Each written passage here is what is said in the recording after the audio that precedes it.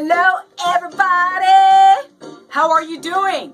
Welcome to Find Out What's in Pelenta's Forrest. Grab yourself a glass of water or a cup of tea and spend the next few minutes with me. And like I always say, don't believe everything you hear and check your facts. Do your own research. What that means is don't rely on me. Check it out. Don't you want to know what my butterflies are saying? I think you do. Don't you want to know what my butterflies are talking? This is Find Out What's in My Forest. Ah, yeah. What did I just do there? I just zapped you with lots of positive vibes and good energy. Yeah. Anyway, thank you for joining me for this fabulous episode of the people that watch Find Out What's in Pelenta's Forest. No, I'm just kidding. You know, I'm trying to be serious. I can't do it. Anyway, I can't remember what episode it was. I think it might have been episode 76 where I talked about mental illness. Maybe it was either 75 or 76, somewhere around there. But anyway, in case you didn't know it, May is Mental Health Awareness Month. And I've talked about mental health, bipolar and the whole 9 yards. So May is and was Mental Health Awareness Month. So found a cool article that I want to share with you. And then we're just going to talk a little bit about healthy mind things. Healthy mind things that you can do. Things that are healthy for your mind. And talking crazy like I do is one of them. So, May is Mental Health Awareness Month. Mental health conditions affect about 1 in 5 Americans every year. Okay? Actually, I'm kind of shocked.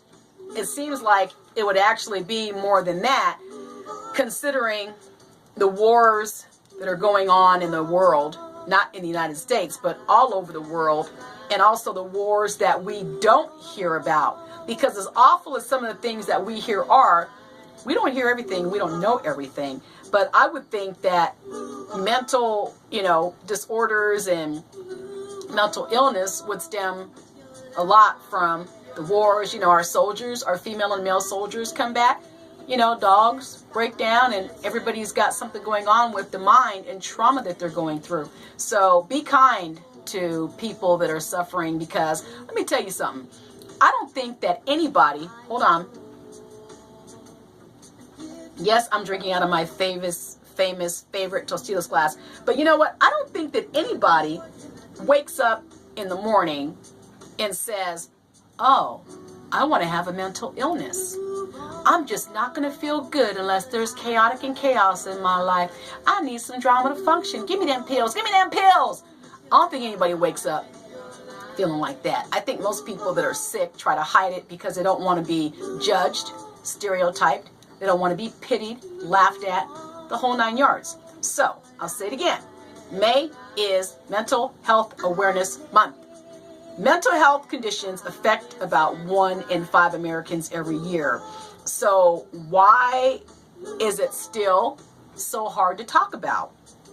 Well, although society has become more understanding and accepting of mental health issues, the stigma still exists. That's why people that get abducted by flying saucers don't tell anybody. Anyway, surrounding yourself with supportive people is one way to cope. Just ask this month's cover celebrity, Mayim Bialik. I've never seen her before, but she is not only leaned on support groups herself, but she has worked to dispel the myths about mental illness. And while her star power, oh, she's from the Big Bang Theory. Okay. And while her star power can certainly help get the message out, it doesn't hurt, that she's a Big Bang Theory actor. And she also happens to be a neuroscientist in addition to her advocacy and her acting. So, oh yeah, Miriam, she's the one that's Sheldon's girlfriend. That's her. So she just published her latest brainchild, Growing Up, and that's a new book aimed at helping young girls understand what it's like to grow up from a neurological and psychological perspective. Now, while her book covers more than mental health, she's continuing to educate around this topic. And that's one way to help counter negative stereotypes, So she's pretty talented. But moving on from mental health, here are some things that you keep you having a sound mind. Now, whether you prefer country, rock, classical, or hip hop, music is good for your brain. Okay? You know the feeling you get when you hear a favorite song or a medley that undeniably gives you the urge to move your feet and tap out that rhythm, even burst into song. Music has a powerful ability to improve your mood, especially when you engage with it. That's why going to concerts is so exciting, because like Jason Aldean, when the lights come on, everybody's singing, and everybody just for that couple of hours, leave your job, leave your problems at home, go out and enjoy that music, and then just be a succubus. Suck off of all that good energy, spin it around, make it positive for you, and you'll feel better. But it works best when you engage it. So don't run from the good music, engage it. And researchers find that people who go to concerts, like I just said, feel happier, and they also have lower levels of stress hormone. Now, music might also do wonders for memory.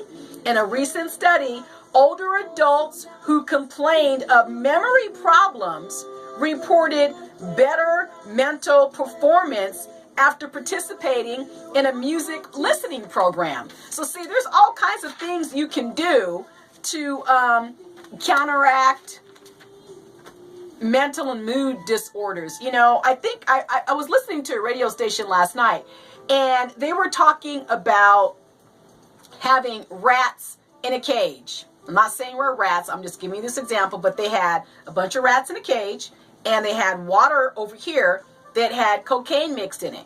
Well, the rats continued to go back and forth to that water and just drink that water.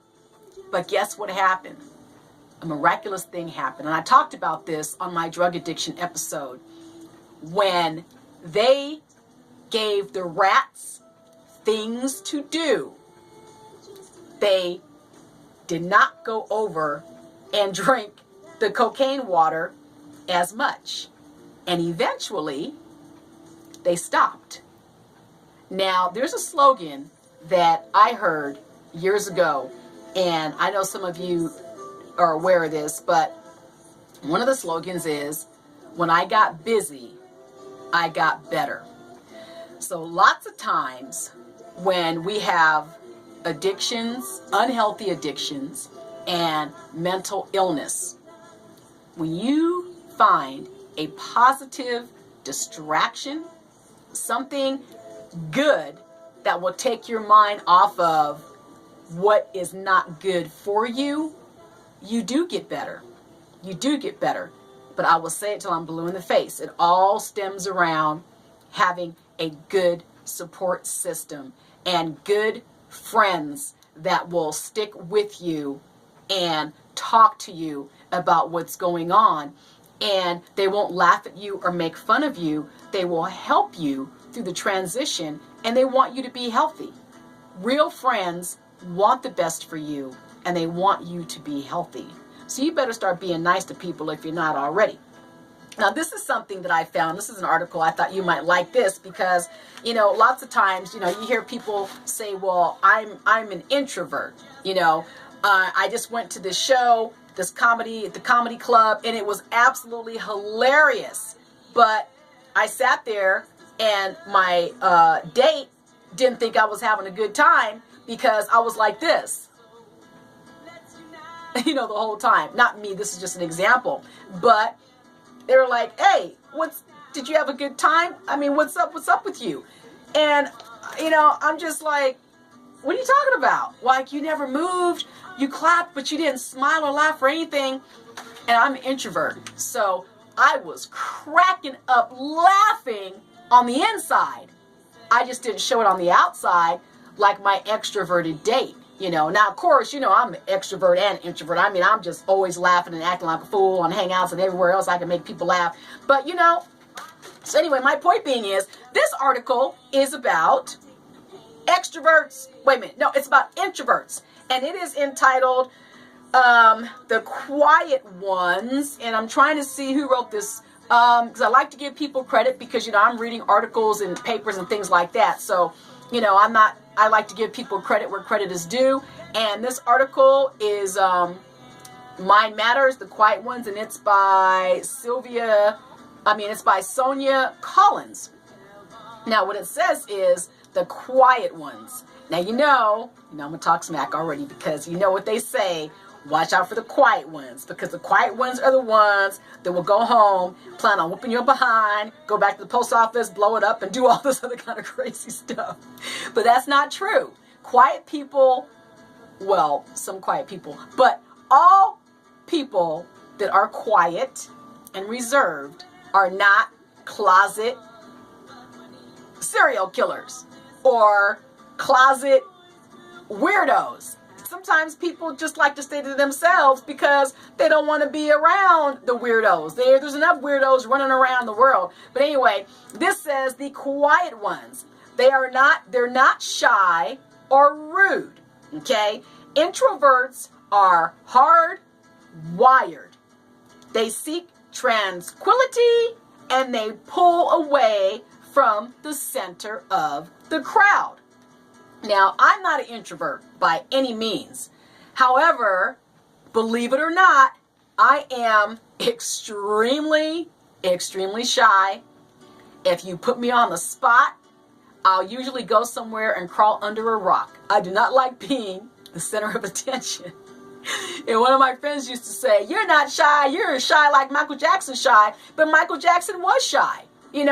Despite all of his greatness and what he did, he was a very shy person, and I'm very shy. It's very easy to embarrass me and shut me up. But, with these introverts, they lean against the wall at a party, if they go to the party at all, leaving some to wonder if they are arrogant or maybe just shy. Often misunderstood, introverts may seem unusual, but these quieter members of our species are not so rare. Introverts account for about half of the U.S. population, and their distinctive personalities help maintain a delicate balance. The balance between good and evil, because if you have 90% introverts and 10 extroverts, you have a problem. But if everything is 50-50, it's somewhat balanced out. So for that party to work, where the introverts are against the wall, you will need both introverts and extroverts. Now, this is according to Bernardo J. Carducci. He is a PhD and a director of the Shyness Research Institute at Indiana University Southwest. Now, if you had only extroverts, it would be a loud mess. Because let me tell you, me and my girls, we are crazy extroverts and we are loud. When we're coming, you hear us like a freaking freight train, okay? And some of my other buddies are introverted, okay? So they'll come walking in all quiet, but you best believe they have the loud committee right behind them. So the introvert brain, an introvert is not necessarily shy, nor is a shy person by definition introverted. Okay? When shy people avoid social interactions, it's because they are afraid or lack the confidence to participate. Now, this is a statistic because I can tell you right now, yes, I am pretty shy, but I am not antisocial, and there isn't anything about me that is afraid to step to you or get in your group or dance around and act a fool. So I don't believe that's a true statement. I think that is just statistically speaking, but but they want to be in the mix. They just don't know how. Well, I know how to get in the mix. And if you're an introvert and you're hanging with me, let me tell you, we're going to get in the mix. So if an introvert, on the other hand, is leaning against the wall at a party, that's exactly where he or she wants to be. And this is because they prefer less noise and less arousal because their brain is different. Their brain is different.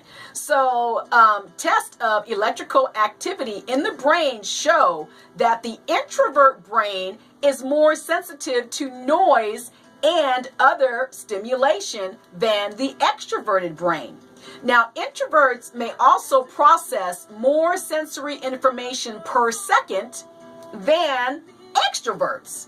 Now, the high noise level in the brain and rapid sensory overload might explain introverts' innate preference for smaller, more intimate social activities. Now, there's times when, I want to be in a big group of people and get wild and talk loud, but there is other times when I just don't want all that loudness and drama and drinking and crazy smoking in the whole 9 yards. So I guess I think I'm more of an extrovert, but at times I am introverted because I just want to sit in the corner and just watch and chill and be left alone. But it's not because I'm scared, I'm antisocial, low self-esteem, or I'm in a bad mood. No, it's like I don't want to act like a wild, crazy fool every single day. So a delicate balance. Introverts by nature don't command attention, but they help maintain a crucial balance in society. Extroverts tend to take more risks. I'm not a risk taker. I'm not jumping off of nobody's cliff with a bungee cord so I can go this far down and boop, there's the sharks will come back up, my cord breaks, and then I'm in the water with some sharks. Nope, I am not a risk taker. But extroverts tend to take more risks while their counterparts are quieter and they step back, they move a little more cautiously and bring more critical evaluation. Now, a society made up only of risk takers or only of the risk averse, they wouldn't function as well as one that includes both. So consider, for example, the cost of an auto insurance. If every driver were a risk-taking extrovert. Extroverts also gravitate toward social jobs like sales, leadership, while introverts do the quiet, often solitary work of artists and researchers. You need the introvert to come up with the idea, and you need the extrovert to sell it. Now that's pretty clever. So, that's kind of like saying, that opposites attract. Because, when you're married, you have your mom and your dad, and, it's just like, your mom is the one that's real quiet and scary, and your dad is the one that does all the screaming, So it's just like, let's go ask mom if we could do it. Don't talk to dad because he's going to go off. Or you have, the dad that's real quiet and reserved, and the mother goes bananas. So what do? You want to go somewhere you're not supposed to go? It's just like, well, you know what? Let's go ask Dad first. He's the one that's more calmer. So anyway, just saying, you have extroverts, introverts, everybody is different. And, the two make the world go round, like balancing the scales. So if you're introverted, don't feel like you're a weirdo, because you're not. You're just as important as anybody else. And if you are extroverted and you're just wild and crazy, you're just as special too. One makes the other. It's like peanut butter and jelly. I'm getting hungry. Put it together like a sandwich and it works fine. So on that note, ladies and gentlemen, I am so very grateful for everything. And I am more grateful for you. So like I always tell you, take your emotional butter bath. Let that negativity slip and slide right off of you. Get your fine selves out into the world. Say a kind word to somebody. Make their day. Because when most people are able to do something nice for somebody else, it makes them feel good. It increases your heart flow. It increases your energy. And just smile at somebody. That could change somebody's whole entire outlook on their crazy day. So you can go to anywhere and purchase my book, Angels Passing Through. And on that note, have a great day. Enjoy your day. Enjoy your life. Be grateful for everything. I know I sure am. Take care, everybody. See you next time.